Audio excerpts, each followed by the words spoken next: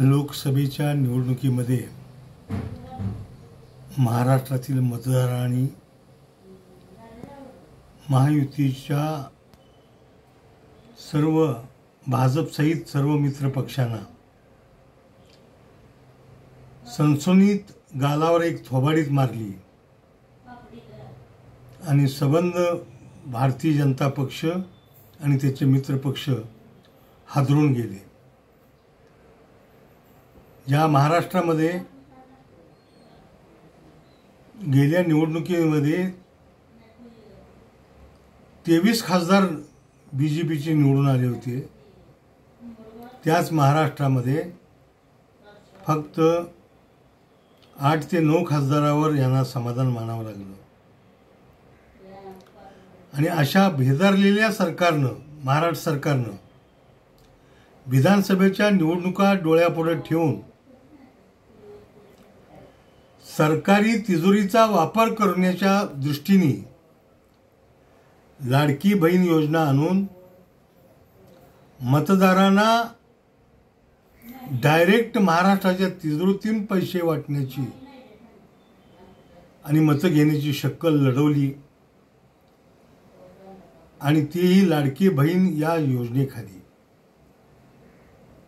या योजनेच्या नावावर आता लाडकी बहीण म्हटल्यानंतर लाडका भाऊही आला, त्याच्यासाठी एक फसवी योजना काढली। आता लाडका भाऊ आला, आता लाडकी दाजी आली, लाडकी बहीण राहिली, लाडकी सासू राहिली, लाडके सासरे राहिले, लाडके दाजी राहिले आणि सगळ्यात शेवटी लाडकी मैत्रीण सुद्धा राहिली। आता यांच्यासाठी हे महाराष्ट्र सरकार काय करेल? काहीतरी करावं त्यांनी निवडणुकीच्या अगोदर, कारण ह्या सगळ्या नात्यांची मतं सुद्धा मिळाली पाहिजेत। या दृष्टीनं सर्व नात्या गोत्यांना महाराष्ट्र सरकारच्या तिजोरीतला पैसा वाटून मतं मिळवण्याची शक्कल यांनी लढवली आणि ही मतदारांना गोष्ट आवडलेली नाही। निवडणुकीमध्ये जे जुमले केले जातात, असाच एक जुमला 15 लाख रुपयाचा मोदीजींनी केला होता, तो आता 1500 रुपयावर आलेला आहे।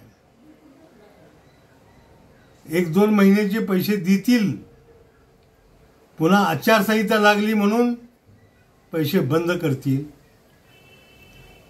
त्यानंतर यांचं सरकारच येणार नाही। त्यामुळं आमचे महाराष्ट्राचे राष्ट्रवादी काँग्रेस पक्षाचे अध्यक्ष, शरदचंद्र पवार पक्षाचे अध्यक्ष जयंत पाटील साहेब यांनी सांगितलंय, अखंड महाराष्ट्राला त्यांनी सांगितलंय की याही पेक्षा सक्षम आणि चांगली योजना आमचं सरकार आणेल। ही तकलुफी योजना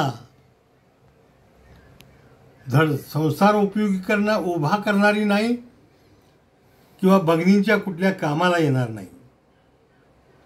त्यामुळं महाविकास आघाडीचं सरकार जर सत्तेवर आलं तर त्यांचा जाहीरनामा लवकरच प्रसिद्ध होईल, त्यामध्ये या योजनेचा समावेश केलेला असेल।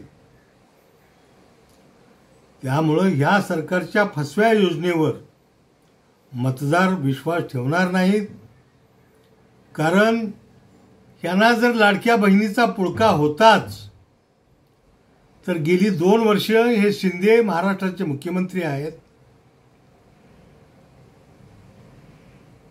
फडणवीस उपमुख्यमंत्री आहेत। गेल्या 2 वर्षापूर्वीपासून यांनी योजना का चालू केली नाही? या लाडक्या बहिणीला 2 वर्षापूर्वीपासून पैसे का दिले नाही त्यांनी? आता विधानसभेच्या निवडणुकीच्या तोंडावर इकडं पैसे देणार आणि इकडं मते मागणार।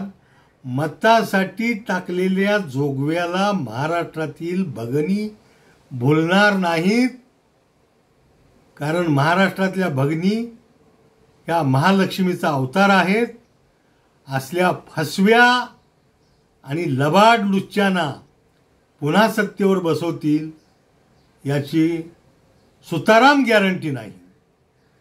आणि म्हणून करून करून भागले आणि देवपूजेला लागले एवढंच यांच्या संदर्भात म्हणावं लागेल. परंतु सरकारी तिजोरीचा अशा पद्धतीनं वापर करणं निवडणुकीसाठी मतदान मिळवण्यासाठी ही गोष्ट ही महाराष्ट्राला न आवडणारी गोष्ट आहे. आमच्या भगिनींना सुद्धा ही न आवडणारी गोष्ट आहे. जरी तुम्ही पैसे दिले तरी सुद्धा तुम्हाला मतं मिळणार नाहीत. कारण महाविकास आघाडी शरद पवार साहेबांचा पक्ष, जयंत पाटलांचा पक्ष, उद्धव ठाकरेंचा पक्ष याहीपेक्षा अतिशय चांगल्या योजना तुमच्या पुढे आणतील आणि तुमचा संसार उभा करण्याचं काम करतील. म्हणून महाराष्ट्रातल्या जनतेनं लोकसभेला महाविकास आघाडीला कौल दिला तसाच कौल विधानसभेला सुद्धा मिळणार आहे.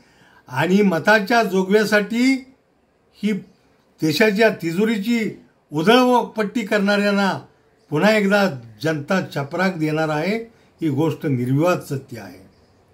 आणि म्हणून या महायुती सरकारचा पुन्हा एकदा भ्रमनिरस झाल्याशिवाय राहणार नाही अशी मला पूर्ण खात्री वाटते. आणि माता भगिनींनी ती करावी, यांना अद्दल घडवावी अशी माझी त्यांना नम्रपूर्वक आव्हान आहे आणि विनंती आहे. जय हिंद, जय महाराष्ट्र.